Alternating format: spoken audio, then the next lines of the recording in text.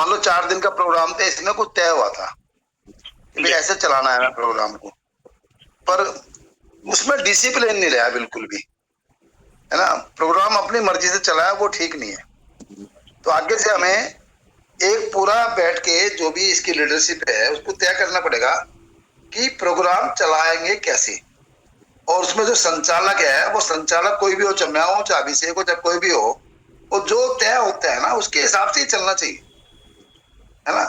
तो उसमें उसमें बिल्कुल एक तरह से मनमर्जी टाइप चलाए हो, वो ठीक नहीं रहा, उसका संदेश भी गलत गया, है ना।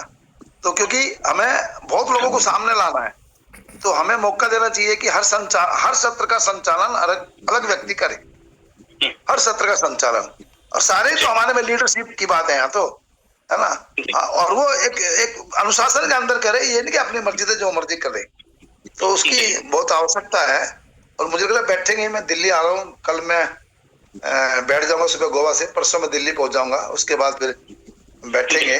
जी सत्य प्रकाश जी, ये बहुत अच्छा पॉइंट उठाया। कुछ और आपको लग रहा हो जो उठा सकते हैं? थोड़ा सा रोकूंगा जी। मिक्सअप हो रहा है।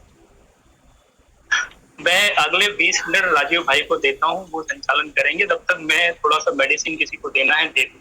ठीक राजीव भाई, आप अजय दास कहाँ है?